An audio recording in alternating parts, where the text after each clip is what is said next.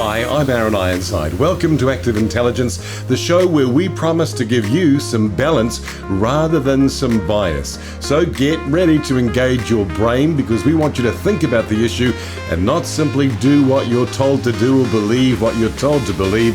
It's time to engage some active intelligence.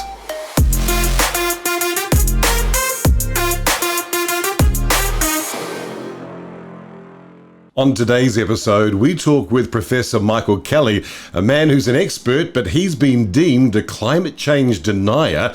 He refutes this label, but he doesn't buy everything that the climate change scientists are saying. We'll find out why a little later on. Of course, many of us are encouraged to think that maybe the government's going to help us do something good for the climate by subsidising purchasing electric vehicles and plug-in hybrids as of January 1st next year. Of course, on the other side of that coin, you might get penalised if you try and buy a petrol car, as Transport Minister Michael Wood explains. The maximum fee that will apply to the very dirtiest vehicles that emit over 250 grams of CO2 per tonne of emissions will be $4,500 plus GST, and it will be a sliding scale depending on the emissions profile of the vehicle. It's $4,500 a year. No, $4,500 on the purchase price of the vehicle. We're sending a message to disincentivise the dirtiest vehicles, but it's not an annual price. One important point to note about the scheme is that it is self-sustaining. So in Budget 2021, $300 million has been injected into the scheme. The money that comes in from the fees will be recycled to pay for the discounts of people buying the cleanest vehicles. And at the end of about a 10-year period, that $300 million loan will be repaid to the Crown. Further to that, one of the important points about this policy is the analysis very clearly shows that it's a net positive economic impact for New Zealand. New Zealand will save money out of this because we all use so much less fuel and have to import less fuel. That if we don't move forward with policies like the Clean Car Standard and the Clean Car Discount, New Zealand will become a dumping ground for the world's dirtiest vehicles. At the moment, we have one of the dirtiest fleets coming into our country because of the lack of a standard to date, and we're resolving that. And as other countries move forward with policies like these, and also with policies in some cases where internal combustion engine vehicles are actually being banned from certain countries from 2030 onwards, if we don't have the right policies in place, our fleet will get dirtier, not cleaner. We're not going to let that happen. To be honest, it's probably the economic benefit that interests me most. I don't know about you, but I find petrol costs are absolutely exorbitant. But it would be nice to do something good for the climate. I mean, that's if electric vehicles actually do something good for the environment. Certainly that's the rhetoric, and Climate Change Minister James Shaw reckons this is a long time overdue. This has been quite a long time coming, as many people have been pushing us to take really strong action on climate change. The last time that there was carbon dioxide in the atmosphere in the concentrations that there are today, there were palm trees growing in Antarctica. Just to give you a sense of where things are at and the urgency with which we have to deal with our carbon dioxide emissions. In Aotearoa, much of that has come from our transport fleet. And our transport emissions as a country have been the most rapidly growing of any sector of the economy. So dealing with the energy that we use to get around within our cities and between our cities is one of, if not the most urgent of all of our climate change challenges. And the Climate Change Commission this week, as Michael said, has really laid down that challenge in terms of the scale and the speed with which we need to arrest our transport emissions.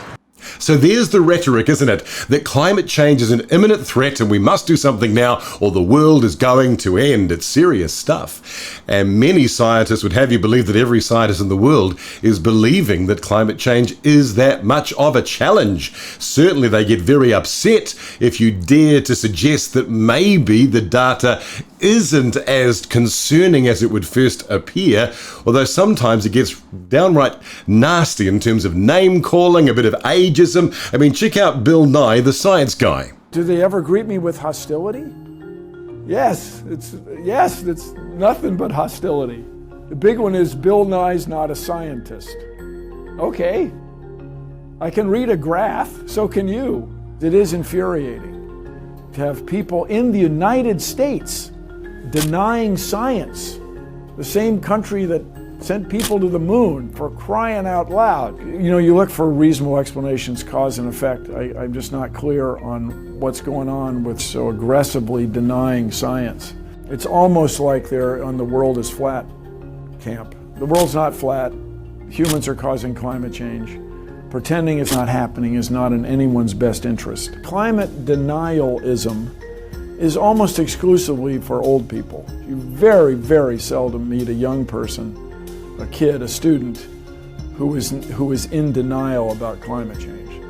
They're going to change things. I mean, they're not going to put up with this denialism, if nothing else, because they can't compete internationally if they keep denying it.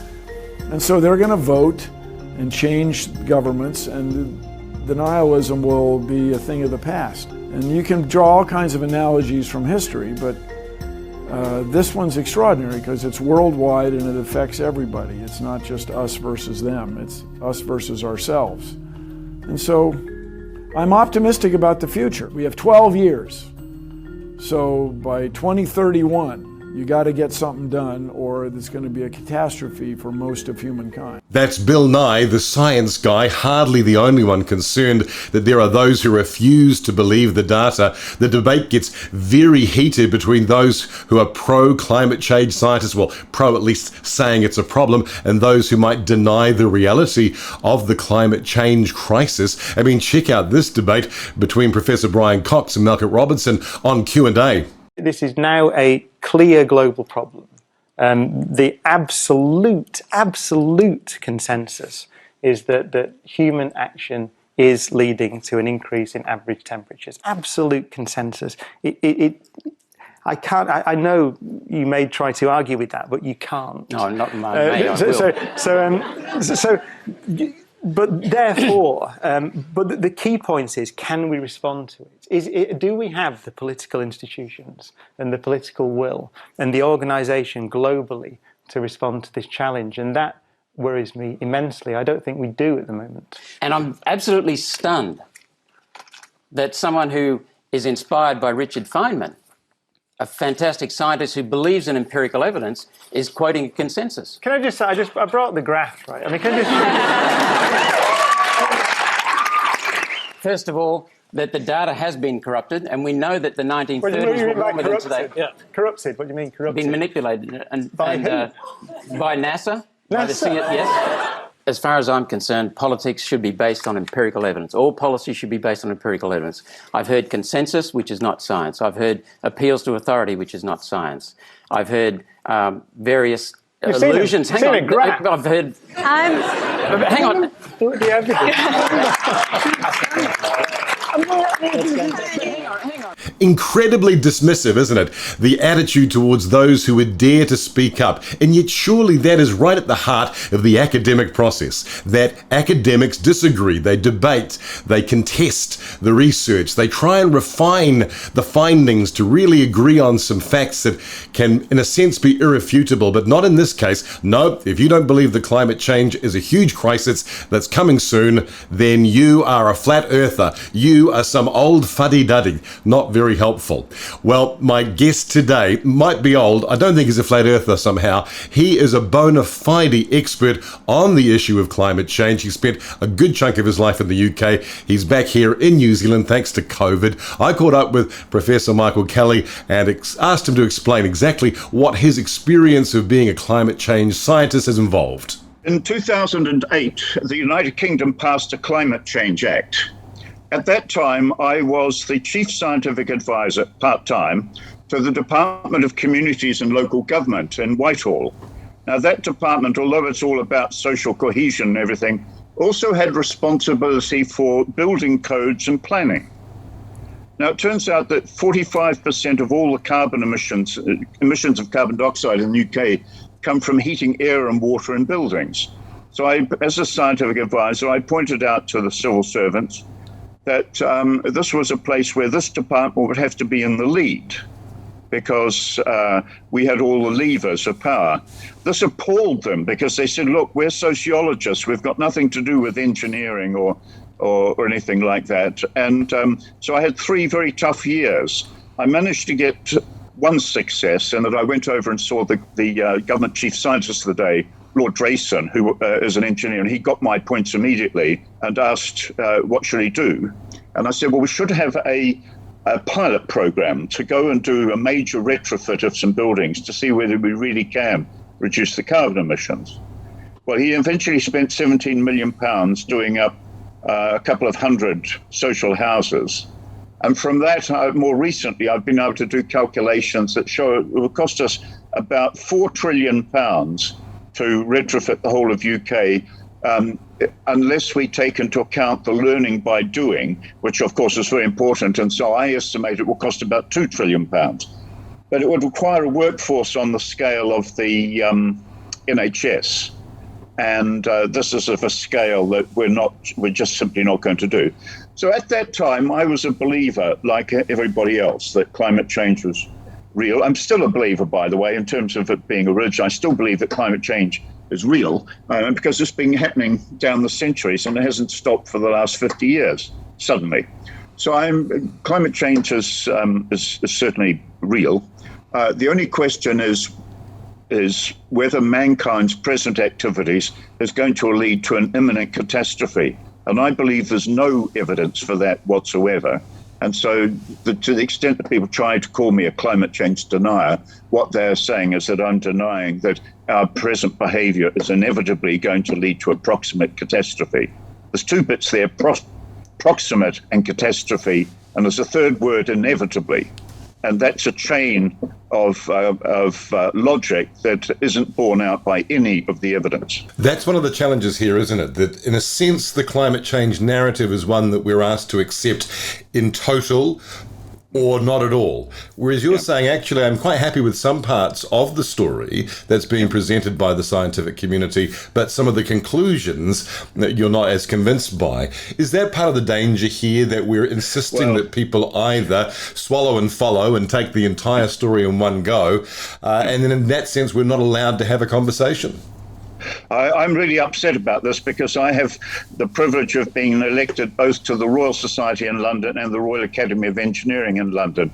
And I personally, with the help of one or two others, have been trying to get both organisations to set up a working party to look into the integrity of the engineering projects. Now, the Royal Society has had meetings in the past on how to make decisions in times of deep uncertainty. But my problem goes back one further than that. There's a man called Jerry Revitz, who's a professor of philosophy in Oxford, who unfortunately has coined a phrase called postmodern science. And the thing about postmodern science is the problem you're dealing with is extremely complex, such as climate change or perception of climate change. Well, climate change itself is very complex, but there is a perception that something's wrong and we've got to do something about it in spite of deep unknowledge.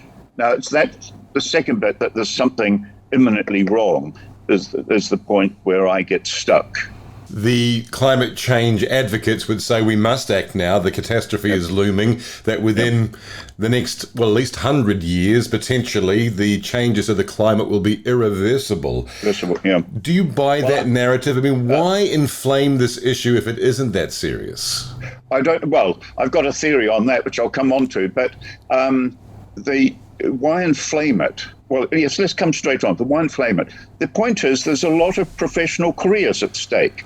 If I organise a meeting at the Royal Society on the fabrication techniques of nanotechnology, which was my day job for much of the time, I'll get 60 or 100 people at it. But if I decide I'm going to have something on nitrous oxide as a greenhouse gas, there'll be 300 people and they'll be out the door and into the street.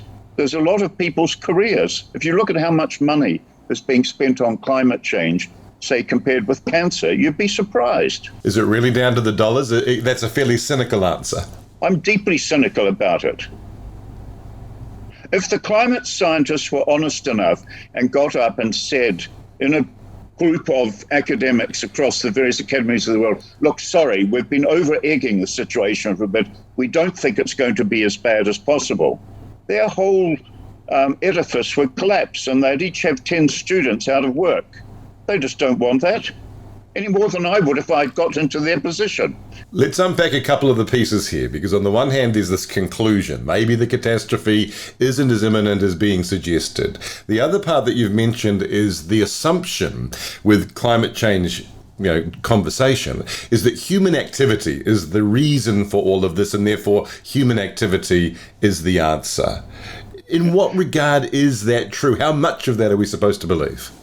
Well, first of all the extra carbon dioxide that's going into the atmosphere that remains there is equal to the amount of CO2 emissions from human activity. So I don't have any problem with the CO2 going up being caused by that. But the question is, 1 degree in 150 years. It is important. Everybody says, oh, look, we could be 5 degrees and it would be dreadful. But if you actually look back in the geological history, and the geologists keep telling this, at the time when all of the greatest flourishing of plants and plants and animals, the temperatures were 2 or 3 degrees warmer than now, and the carbon dioxide was up at 1,000 parts per million, not 400 as they are now. So there is an historical evidence in the geological record that some of this catastrophe they're talking about is nonsense.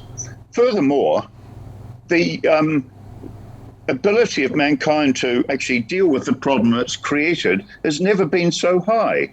I mean, just as everybody's talking about imminent catastrophe, the collapse of food systems, they're turning out genetically modified plants that can live on 3 drops of water a day or whatever. That's an exaggeration. Let me not be quoted on that.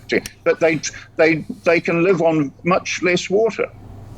And we're doing all, there's going to be, my prediction is that there'll be vertical farming inside cities. It'll be perfectly possible for mega cities to be self-sufficient in animal protein and green leaf food from factories within their city limits by 2050. Let me play devil's advocate here. Because we agree that there is a problem, we just perhaps disagree with the scientific community about the timeline of the problem. Some would say, well, what's the harm, though, in acting quickly? We all agree that something needs to be done. We might as well do it now. Well, I don't agree that something has to be done because you've already assumed it's a problem. I'm not even sure it's actually a problem. I mean, it's a change. I'm not arguing. But, here's the deep irony. The way the sun is behaving over the last 30 years is exactly the same as it was 300 years ago when we went into the deep Maunder minimum, when we had the little ice age. And that's the time when crops failed, not because of heat, but because of cold. Now, at the moment, we've had, over the northern hemisphere, we've had 2 or 3 very quite seriously cold winters. And the speculation is that the next Maunder minimum is coming. We're heading for a deep solar minimum. And the only thing that's going to keep humankind out of a catastrophic failure because of cold is the effect of the greenhouse gases that we've been putting in the atmosphere for the different reasons for the last 150 years.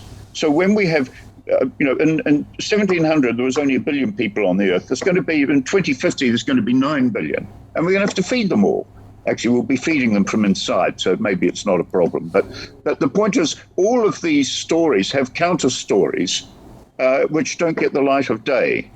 And they don't get the light of... I would feel much happier if a group of serious climate change scientists got up and said, which I've heard 1 or 2 of them say in private, but not in public, that we're appalled by all the people who are riding on our coattails. Let's take a step back from this conversation because it's now playing out in a wider narrative where the community is now unclear. What is the credibility of scientists? Where do I find truth? In this issue, as you've now pointed out, some experts are quietly holding their reservations. Others are more vocal. Others will say, no, all scientists agree of this topic. When it comes to things like the COVID vaccine, people have now started to wonder, can I trust public health officials? The credibility of scientists and those who we used to see as experts is perhaps as low as it's ever been. What are we to do? How are we to work out who to believe, what to believe? Well, I do think you raise a problem. I think it's exacerbated at the moment by something else unrelated to science, and that's the whole business of social media. It doesn't matter what issue you take, whether it's some aspect of the whole woke spectrum or some aspects of legal change. We're in a situation now where everybody can talk to everybody else about anything. Now, the Royal Society and the Royal Academy of Engineering do put out serious documents. And they are peer-reviewed and seen. But even there, some of us are arguing that we should have. I'm a great believer in what Steve Koonin, who's just recently written the book on Unsettled, has written of what he calls red teams and blue teams. I think that in addition to every time, for example, at the University of Cambridge, when we have reports to the university or reports from the university, members can actually write at the bottom, I disagree, although I'm a member of this committee, I disagree with this particular thing and this thing. So that what comes out is clearly a majority view, but there are some dissensions.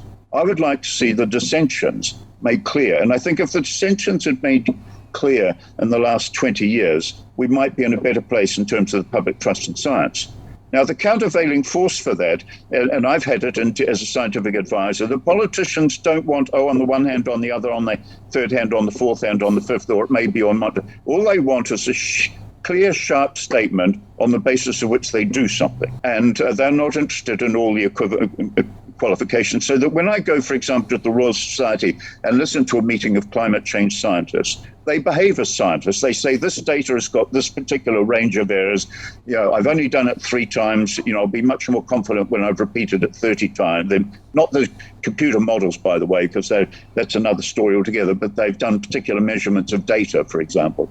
And so this is a problem. And I'm sure even if you took the legal fraternity or the economics fraternity, they would have the same despair in their professional circles as to the way their own subject is handled in the public domain. As someone who's spent his life as a researcher and as an educator, what's your concern now about the future of education in the science domain, given that what is now perhaps cynically a point of view being cultivated because it's economically viable becomes what's taught in high schools, becomes what ordinary people on the streets believe? What are we to do about the educational outcomes and problems that this creates? Look, this is something I haven't given the same level of detailed thought. I know a number of my colleagues are. The particular problem I have with education, and I'm now talking not so much of general education, but the next generation of scientists and engineers, is that the amount of available knowledge has been growing exponentially. So, for example, 95% of what we know in science and engineering has been discovered since I was a student. So I had 3 years to do an undergraduate degree. It now takes 4. But it still means a lot of stuff that's been discovered in the last 30 years doesn't get a rate of mention. Now, of course, a lot of stuff has moved on. I mean, when I was a student here at Victoria University 50 years ago, I did a course on radio physics, and I did all sorts of stuff about emitter-follower circuits and everything. Nobody needs to do that anymore because you're just presented with an integrated circuit. And you're either a specialist who knows how to make integrated circuits in which you worry about that sort of thing, or you're not, and you just take it as a black box, which does, you hope, what you ask it for. So the big problem has always been in pedagogy is trying to, and it remains a daily, weekly, monthly issue in universities. What do we teach? Why do we teach it? And how do we teach it? And the problem is, if you talk to any of the end users, they say, we don't want somebody who knows everything about between 2 wires on a transistor. We want somebody who knows, well, here's a problem, what sort of technology and what sort of stuff do we need to actually answer it, and then go out and get the specialist knowledge. So it's a much more complicated system. I think the other big advantage, though, that people have today, and I find it in my own behavior now, writing something now compared with 50 years ago, is that you have the whole internet at your fingertips. So the spirit in Cambridge is always to teach the bare essentials, make sure you really understand what the 3 laws of thermodynamics really mean, and what Newton's 3 laws of motion really mean, and what structural integrity of a building really means. And then the argument is, if you've really got a deep understanding of that, you can go and look up what you need for a particular building or a particular rocket or a particular steam engine.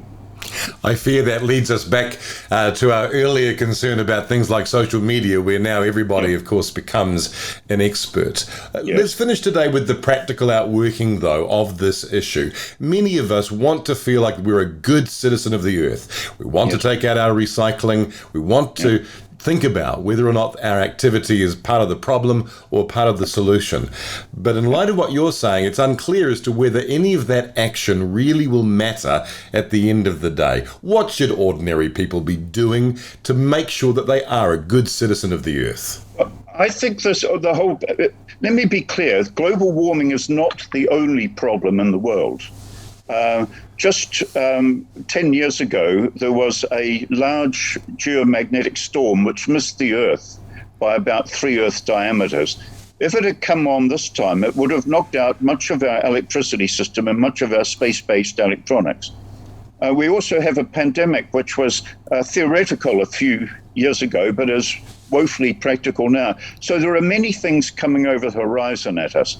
Where I do think the environmentalists have got it right is that to live a more condign life, a more modest life of less gratuitous consumption has something to say for it. I mean, if we can, it doesn't matter how much plastic we have in the world if we are actually recycling it all the time. But if we have something where we use it once and throw it away, and funnily enough, if you go into a hospital and see how much plastic, every syringe and everything else is one use and away. Now, if that stuff is then taken and recycled, as opposed to dumped somewhere, then, so I think coming back to your question, living modestly, with less rubbish and everything else. By the way, we use energy far more intelligently now, or far more efficiently now than we ever did. So, even cars are far more efficient in terms of the use of petrol than they were even 20 years ago. And they're cleaner and everything else. And there's no end in sight of those improvements. My underlying problem is that if you talk about, I've done a study which I've sent into the Climate Change Commission here, that if you take the 3 big engineering projects, that's electrifying ground transport, electrifying heat, and doubling the size of the grid to cope with the extra electricity. Those 3 projects together would cost about $600 billion.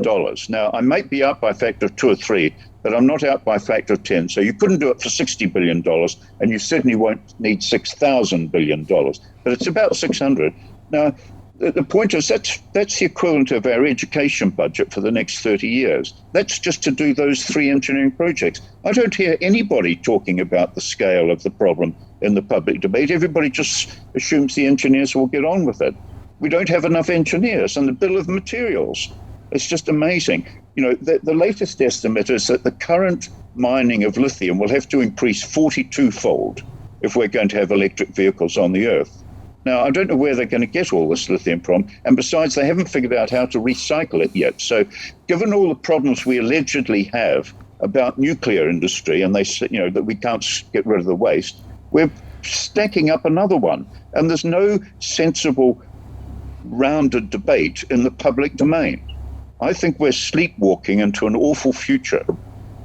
And it's not going to be one of climate change. It's going to be one. The amount of Look, if you have 1 kilogram of steel in a combined cycle, each kilogram helps to produce 2 kilowatts of energy. That same amount of steel in a wind turbine, or that amount of silicon on a solar panel, doesn't produce 2 kilowatts, it produces 2 watts. It's 1,000 times less efficient. So we're 1,000 times more materials demanding in the system we're about to go into. Nobody discusses this. Some challenging bits of information from Professor Michael Kelly, particularly when he told the story of what happened 300 years ago. Many of us have not heard about that. Perhaps a solar ice period, a cooler solar period, might actually be a time where we're grateful for all the carbon in the atmosphere. Certainly, it seems a shame that this is another issue which is entirely one-sided in the public arena. It's on us to go and do our research to find out, but in all of that, to be mindful that we still need to be good global citizens. I don't think one has to be too cynical to believe that all of the factories that have been created over the last 150 years since the Industrial Revolution have probably not been good for the planet. The question is, can man do anything to undo the harm? Or is the planet in fact a self-regulating system? It knows what to do better than we do. Of course, sitting on our hands doesn't seem like the right thing to do either, but nor does running around screaming the sky is falling. We need some level heads in this issue because some of the answers that are being proposed are more costly and less sustainable than the current things that we are doing to harm the planet. I'd love to hear your thoughts about this. You can visit our website, activeintelligence.nz. Click subscribe and make sure that every episode arrives in your inbox fresh on a Thursday. And we'll see you again next time on Active Intelligence.